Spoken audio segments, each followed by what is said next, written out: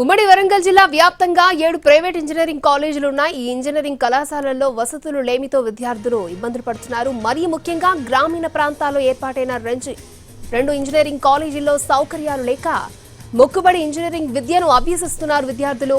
University హోదాలో నడుస్తున్న వరంగల్ జిల్లాలోని పెద్ద ఇంజనీరింగ్ కళాశాలలో సైతం ఫ్యాకల్టీ సరిగ్గా లేదు. సెమిస్టర్ వారీగా ఫ్యాకల్టీలను పెట్టి కోర్సులు నిర్వహిస్తున్నారు.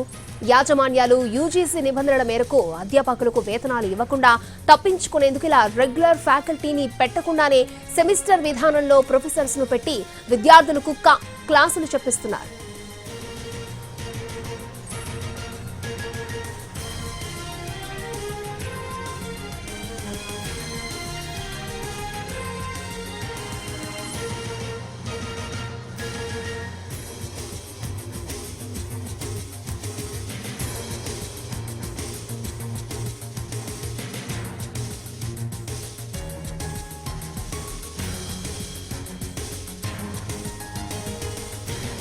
ఇదే టైంలో సరైన కంప్యూటర్ ల్యాబ్స్ అందుబాటులో ఉంచడం లేదు. కాలం చెల్లిన సిస్టమ్స్ తో ల్యాబ్స్ ని ఏర్పాటు చేస్తున్నారు. వేలకు ఫీజులు వసూలు చేస్తున్న కాలేజీలు, ప్రైవేట్ ఇంజనీరింగ్ కాలేజీలో విద్యార్థులకు నాణ్యమైన విద్యను అందించడంలో మాత్రం ఫెయిల్ అవుతున్నాయి.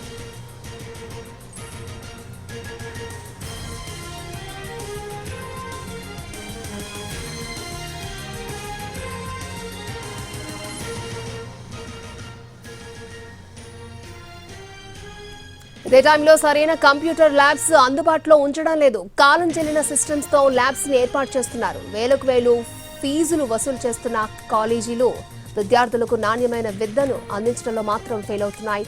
ఇక టాస్క్ ఫోర్స్ తనిఖీలు చేసినప్పుడు చూపిస్తున్న అధ్యాపకుల లిస్టుకి ఆ తర్వాత విద్యార్థులకు క్లాసులు తీసుకునే అధ్యాపకులకు తేడాలుంటున్నాయి. రైట్, ఇదే అంశానికి సంబంధించి మరిన్ని అప్డేట్స్ మా ప్రతినిధి అరుణ్ అందిస్తారు.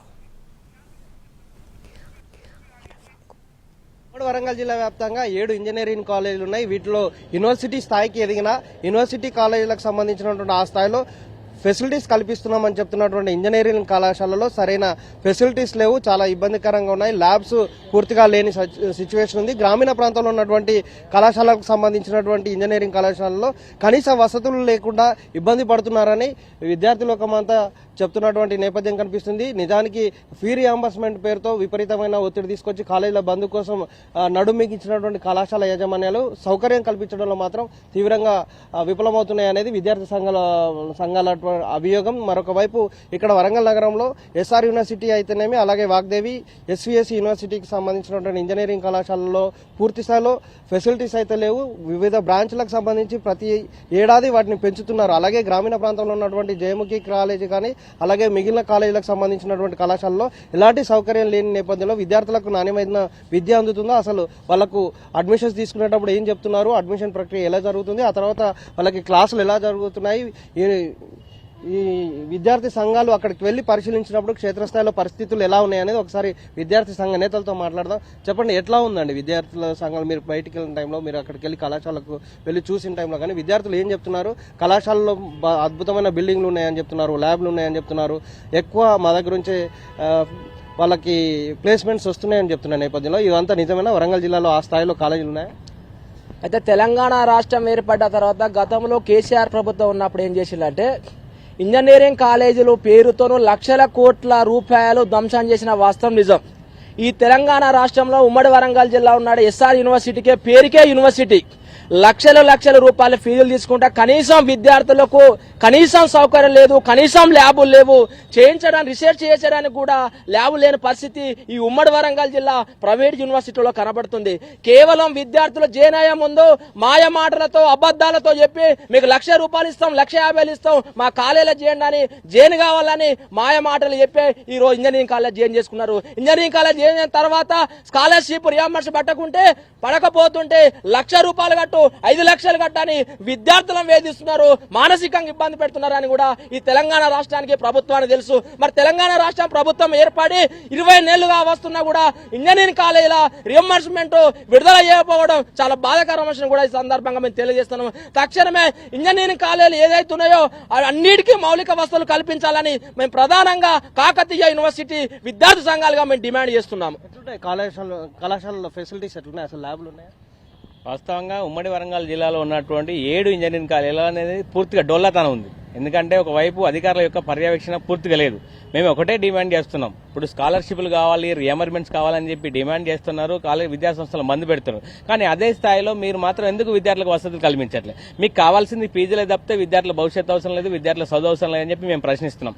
మీరు ఎంత అయితే స్థాయిలో ప్రభుత్వాన్ని క్వశ్చన్ చేస్తున్నారో అదే స్థాయిలో విద్యార్థులకు మాత్రం వసతులు కల్పించండి. మీరు కేవలం ఒక్కరిద్దరు విద్యార్థులకు ప్లేస్మెంట్ చూపెట్టి మేము మా కాలేజీలో చేరండి అందరికీ ప్లేస్మెంట్ ఇస్తామని చెప్పి ఓ తప్పుడు ప్రచారం చేస్తున్నాం. ఇవాళ గత ప్రభుత్వం చేసినాం అంటే అందులో ఉన్నటువంటి కార్యకర్తలకే ఇంజనీరింగ్ కాలేజీలు ఇచ్చుకున్నారు, అందులో ఉన్నటువంటి వాళ్ళకి రియంబర్మెంట్స్ విడుదల చేసుకున్నారు. కాబట్టి ఒకటే కోరుతాను, ఇప్పుడు జేఎన్టీయూ పరిధిలో ఉన్నటువంటి ఇంజనీరింగ్ కావచ్చు, కేవీ పరిధిలో ఉన్నటువంటి ఇంజనీరింగ్ కాలేజీలు కావచ్చు, ఈ కాలేజీల మీద పర్యవేక్షణ అనేటువంటి ఉండాల్సిందే. అవసరం ఉంటే విజిలెన్స్ ఆఫీసర్లు కూడా అందులో దిగబడి వాటిని పర్యవేక్షణ చేయాలి. కాబట్టి ఏంటంటే ఇవాళ వాళ్ళు ఏం చేస్తున్నారు అంటే పిఆర్ఓస్ని పెట్టుకొని మా కాలేజీకి రండి అని చెప్పి అటు పిఆర్ఓకు కమిషన్ ఇస్తున్నారు, ఇటు విద్యార్థులకు కమిషన్ ఇస్తున్నారు. దాంతో పాటు ఏంటంటే విద్యార్థులకు ప్లేస్మెంట్ వచ్చే వాళ్ళకి మాత్రం ఎక్కడ మాత్రం అది కనబడట్లేదు. ఇవాళ నాణ్యత అనేటువంటిది పూర్తిగా దెబ్బతింది.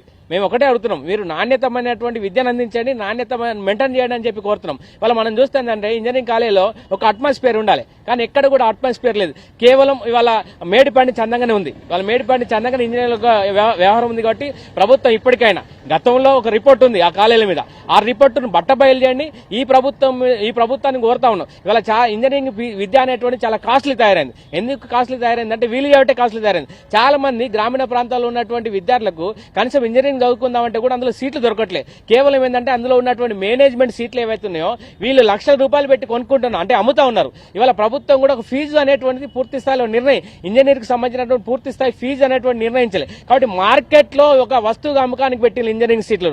కాబట్టి దాని మీద ప్రభుత్వం కాన్సన్ట్రేషన్ చేయాలని చెప్పి డిమాండ్ చేస్తున్నాం. ఇవాళ ఇంజనీరింగ్ వసతుల మీద కాన్సన్ట్రేషన్ చేయాలని చెప్పి ప్రభుత్వాన్ని కోరుతా ఉన్నాం. మీరు చెప్పండి, అంటే ఎట్లా ఉన్నాయి వరంగల్లో ఏమేమి యూనివర్సిటీలు ఉన్నటువంటి నేపథ్యంలో ఎట్లా ఉన్నాయి? ఈరోజు వరంగల్ ఉన్నటువంటి జయముఖి కానీ, వాగ్దేవి కానీ, ఎస్ఆర్ కానీ, ఇక వివిధ కాలేజీలు, ఇంజనీరింగ్ కాలేజీలు ఇవి చూసుకున్నా కానీ ఒక డొల్లతనం, చూడడానికి అట్రాక్షన్ చేసే ఒక అద్దాల మెడలు తప్పించి అలా పోతే ఏం లేదు. ఒక ల్యాబ్ ఫీజు ఒక విద్యార్థికి ఎస్ఆర్ యూనివర్సిటీలో 15,000, ఒక బ్యాన్ ఫీజు నెలకు 5,000. మరి వాళ్ళు పైసలు పేద విద్యార్థులు ఎక్కడి నుంచి తెచ్చి కడతారు? ఒక్కరికి 1,30,000 నడుస్తుంది ఓన్లీ నార్మల్ ఈసీకి. మరి ఇన్ని లక్షలు పేద విద్యార్థులకు విద్యను దూరం చేసే ఒక దుర్మార్గమైన సిచ్యువేషన్ ఈ ప్రైవేటు వ్యవస్థ కల్పిస్తుంది, ప్రభుత్వాలు కల్పిస్తున్నాయి. వాళ్ళ పోతే ఇంకా వర్కే నడుస్తుంది. ఇక్కడ పోతే జయముఖి కాలేజ్ పాడుపడ్డ బిల్డింగ్ లెక్క వాళ్ళు ఇవ్వాలి, ఏం కనబడుతుంది. వాళ్ళ కాలేజ్ కూడా స్టూడెంట్స్ పోతలేరు, ఏదో ఉన్నదంటే ఉన్నది, వాళ్ళ అడ్మిషన్ ఉన్నదంటే ఉన్నది. ఈసారి బిడ్స్ కాలేజ్ కానీ, జయముఖి కాలేజ్ కానీ ఇలాంటి సిచ్యువేషన్లు ఉన్నాయి.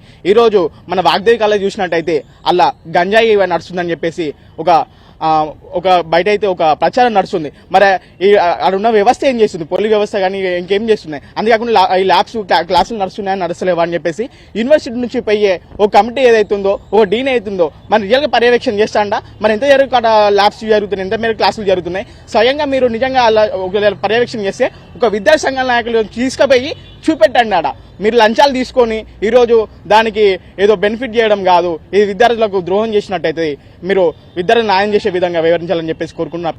ఎట్లా ఉన్నాయి వరంగల్లో? ఉమ్మడి వరంగల్ జిల్లాలో ఇంజనీరింగ్ డిపార్ట్మెంట్కు చెందినటువంటి కాలేజీలు, ఇంజనీరింగ్ కాలేజీలు అంటేనే మొత్తం భ్రష్టు పట్టిపోయింది. ఈ యొక్క ఉమ్మడి వరంగల్ జిల్లాలో మన వాగ్దేవి కావచ్చు, ఎస్ఆర్ కావచ్చు, ఎస్విఎస్ కావచ్చు. ప్రధానంగా చూసుకున్నట్టయితే ఎస్విఎస్ కాలేజ్లో మనం అడ్మిషన్స్ చేసుకునే ముందు పాంప్లెంట్లో కావచ్చు, హోర్డింగ్స్లలో కావచ్చు ఇంజనీరింగ్ టాప్ 1 అనే ఒక హోర్డింగ్స్ కావచ్చు, పాంప్లెంట్లు కావచ్చు చూపిస్తూ ఉన్నారు. అదేవిధంగా అక్కడికి పోయి చూసినట్టయితే విద్యార్థులు జాయిన్ అయ్యేటప్పుడు మా దాంట్లో అన్ని మౌలిక సదుపాయాలు ఉన్నాయి, టీచర్స్ కూడా క్వాలిఫైడ్ లెక్చరర్స్ ఉన్నారు మా దగ్గర అని చెప్పేసి చెప్తా ఉన్నారు. అందులో జాయిన్ అయిన తర్వాత అక్కడ మరి అడ్మిషన్ చేసుకున్న తర్వాత అక్కడ ఎటువంటి మౌలిక సదుపాయాలు ఉండవు. అదేవిధంగా మరి అక్కడ క్వాలిఫైడ్ లెక్చరర్స్ కూడా ఉండరు.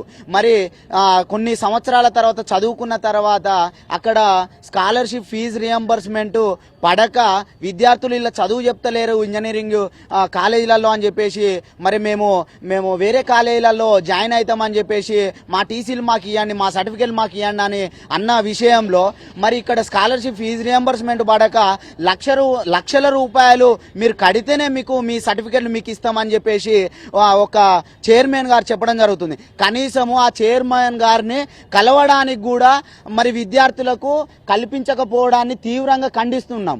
ఎందుకు అనంటే జాయిన్ అయ్యేటప్పుడేమో ఈ యొక్క చైర్మనే దగ్గరుండి ఇగో ఇక్కడ ఇన్ఫ్రాస్ట్రక్చర్ ఇక్కడ ఉంటుంది, మీ క్లాసులు ఇక్కడ ఉంటాయి, మీ లెక్చరర్స్ ఇక్కడ ఉన్నారు అని చెప్తారు. కానీ అదే టీసీ తీసుకునేటప్పుడు మా సర్టిఫికేట్ మాకు ఇవ్వమన్నప్పుడు మాత్రం నీ చైర్మన్ కలవడు.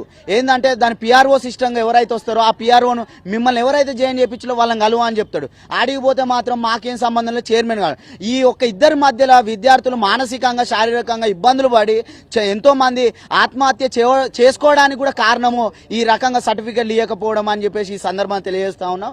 ఇంజనీరింగ్ కాలేజీలను వెంటనే తెలంగాణ రాష్ట్ర ప్రభుత్వము మరి అక్కడ ఉన్నటువంటి అధికారులను పంపించి ఇంజనీరింగ్ కాలేజీలు ఏవైతే సాటిస్ఫైగా లేవో, సర్టిఫికెట్లు లేవో వాటిని గుర్తించి అక్కడ ఏదైతే మనకు మౌలిక సదుపాయాలు లేవో వాటిని గుర్తించి వెంటనే వాటిని రద్దు చేయాలని చెప్పేసి ఈ సందర్భంగా తెలియజేస్తున్నాం. వరంగల్లో ఉన్నటువంటి ఇంజనీరింగ్ కాలేజీలో చదువుకుంటే వాళ్ళకు ఉద్యోగాలు వచ్చే అవకాశం ఉందా? ఈ వరంగల్లో మొత్తం మనం చూసుకున్నట్టయితే ఇంజనీరింగ్ కాలేజీలు మొత్తం కూడా 7 కాలేజీలు ఉన్నటువంటి సందర్భం ఉన్నది. 7 కాలేజీలో కూడా ప్రభుత్వానికి సంబంధించినటువంటి నియమ నిబంధనలు కానీ, ఆ కాలేజీలలో ఉండాల్సినటువంటి మౌలిక సదుపాయాలు కావచ్చు, అక్కడ ఉండవలసిన ల్యాబ్లో ఉండాల్సినటువంటి పరికరాలు కానీ ఏ ఒక్కటి కూడా లేవు. నాణ్యమైనటువంటి విద్య అందేటటువంటి పరిస్థితి లేదు. ఎంసెట్తోనే ఇంజనీరింగ్ విద్యార్థులు అనేటటువంటి వాళ్ళు కాలేజీలలో నిర్ణయించబడినటువంటి ర్యాంకును బట్టి వాళ్ళు పోవడం జరుగుతుంది. కానీ ఆ విధంగా కాకుండా వాళ్ళు డొనేషన్ల పేరు మీద దాదాపుగా 2,50,000 3 లక్షల చొప్పున తెలంగాణ రాష్ట్ర వ్యాప్తంగా ఉన్నటువంటి ఇంజనీరింగ్ కాలేజీలు మొత్తం కూడా మల్లారెడ్డి కాలేజ్ కావచ్చు, పల్లరాజేశ్వరరెడ్డిది కావచ్చు, వివిధ రకాలుగా శ్రీనిధి కావచ్చు, శ్రీ చైతన్య కావచ్చు, ఇట్లా చెప్పుకుంటా పోతే తెలంగాణ రాష్ట్ర వ్యాప్తంగానే కాదు, ఇక్కడ హనుమకొండలో ఉన్నటువంటి ఇవాళ మనం చూసుకున్నట్టయితే ఎస్వీఎస్ కానీ, వాగ్దేవి కానీ, జయముఖి కానీ ఇట్లా ఏ కాలేజీలో కూడా డొనేషన్ల పేరు మీద పేద విద్యార్థులను ఇలా ఇంజనీరింగ్ కాలేజీలలో చదువుకోవాలంటే పేద విద్యార్థి చదువుకునేటటువంటి పరిస్థితి లేకుండా అయిపోయింది. ఎందుకంటే వాళ్ళకు అత్యున్నతంగా స్కిల్స్ నేర్పిస్తామని చెప్పి, వాళ్ళకు ఖచ్చితంగా ఇవాళ సాఫ్ట్వేర్ రంగంలో వాళ్ళకు ఉద్యోగాలను కల్పిస్తామని చెప్పి, వాళ్ళని ఏదో రకంగా మేము సెట్ చేస్తామని చెప్పి తల్లిదండ్రులను మబ్బబెట్టి ఏదో రకమైనటువంటి ప్రయత్నం చేసి వాళ్ళ దగ్గర లక్షల రూపాయలు కొల్లగొట్టుకునే ప్రయత్నం చేస్తా ఉన్నారు. రాష్ట్ర ప్రభుత్వం పైన, గౌరవ ముఖ్యమంత్రి రేవంత్ రెడ్డి గారి పైన ఇలా ఒత్తిడి పెంచి స్కాలర్షిప్ ఫీజు రియంబర్స్మెంట్ అడుగుతా ఉన్న ఇంజనీరింగ్ కాలేజీలు కానీ కనీసం మౌలిక సదుపాయాలు ఉన్నాయా మీకు? మీరు విద్యార్థులకు సరిపోయినటువంటి విద్యను అందిస్తా ఉన్నారా? నాణ్యమైనటువంటి స్కిల్స్ నేర్పుతా ఉన్నారా? వారు ఉద్యోగ రంగంలోకి ప్రవేశింపజేసి రేపు మార్కెట్లోకి వెళ్లి వాళ్ళ స్కిల్స్ ను ప్రదర్శించుకొని ఉద్యోగం వచ్చే పరిస్థితి ఉన్నదా? ఆ విధంగా మీరు తయారు చేస్తా ఉన్నారా లేదా అని ఒకసారి మీరు ఆలోచన చేసుకోవాల్సినటువంటి అవసరం కూడా ఉన్నది. ఖచ్చితంగా రాష్ట్ర ప్రభుత్వం, గౌరవ ముఖ్యమంత్రి రేవంత్ రెడ్డి గారు ఏవైతే ఇంజనీరింగ్ కాలేజీలు ఉన్నాయో వాటిపైన కమిటీ వేసి వాటిపైన పరిపూర్ణమైనటువంటి విచారణ చేపట్టి సిట్టింగ్ జడ్జి చేత విచారణ చేపట్టాల్సినటువంటి అవసరం ఉన్నది. ఎందుకంటే మొత్తం కూడా లక్షల రూపాయలు దండుకున్నటువంటి పరిస్థితి మనకు కనపడతా ఉన్నది. ఈ దుస్థితిని మీరు వెంటనే అరికట్టాల్సినటువంటి అవసరం ఉన్నది. రాష్ట్ర ముఖ్యమంత్రి గారు రేవంత్ రెడ్డి గారు ఒక నిర్ణయం తీసుకొస్తా ఉన్నారు. ఎందుకంటే ఏవైతే గవర్నమెంట్ స్కూళ్లలో ఖచ్చితంగా మీరు విద్యార్థులు చదువుకుంటారో వాళ్ళకు ఫ్రీగా ఉచితంగా ఇంజనీరింగ్ సీట్లు ఇస్తామని చెప్పి మాట ఇవ్వడం జరిగింది. ఆ రకంగా మీరు ముందుకు పోయినట్టయితే పేద విద్యార్థులకు న్యాయం జరిగేటటువంటి పరిస్థితి ఉన్నది. మధ్య తరగతి కావచ్చు, పేద విద్యార్థులు కావచ్చు, వారందరూ కూడా ఉన్నత చదువులు చదువుకొని సాఫ్ట్వేర్ రంగంలో కావచ్చు, వివిధ రకాల ఉద్యోగాలలో చేరి వాళ్ళు జీవన విధానాన్ని కొనసాగించేటటువంటి పరిస్థితి కాబట్టి ఆ విధంగా దృష్టి పెట్టాలని చెప్పి మేము ప్రధానంగా కోరుతున్నాం. ప్రభుత్వం విద్యార్థులకే నేరుగా స్కాలర్షిప్ ఇవ్వాలని ప్రతిపాదన చేస్తుంది, దాన్ని సమర్థిస్తారా? ప్రభుత్వం విద్యార్థులకు నేరుగా స్కాలర్షిప్ ఇవ్వాలంటే ఒక విషయం మనం నిన్న మొన్నటి దాకా రాష్ట్రంలో సంచలనం సృష్టించిన విషయం ఏంటంటే ప్రైవేటు మరియు కార్పొరేట్ విద్యా సంస్థలు మొత్తం కూడా బంధుకు పిలుపునిచ్చినాయి. కానీ ఈ రోజు ఇన్ని రోజులుగా నెల సంవత్సరాలు పడి విద్యార్థులు ధర్నాలు చేసి రాస్తారోకలు ఎక్కడ ఏం చేసినా కానీ ప్రభుత్వం స్పందించలేదు. కానీ కార్పొరేట్ విద్యా సంస్థలు కొమ్ముగావడం ఏకైక లక్ష్యంగా ప్రభుత్వం వ్యవహరిస్తూ ఉంది. ఆ తరుణంలో భాగంగానే ఈ రోజు నిన్న స్కాలర్షిప్ ఒక 600 కోట్ల స్కాలర్షిప్ రిలీజ్ చేసింది. ఈ రోజు స్కాలర్షిప్ రిలీజ్ చేయకుండా ప్రభుత్వం ఒక నాటకం ఆడుతుంది. ఏంటంటే ఫేస్ రికగ్నిషన్ పెడతామని చెప్పి విద్యార్థులను ఎట్లా అంటే వీళ్ళ స్కాలర్షిప్ రిలీజ్ చేయకుండా నేరుగా అకౌంట్లలోకి ఇస్తామని చెప్పి ఇంతకుముందు చాలాసార్లు చెప్పింది. కొత్తగా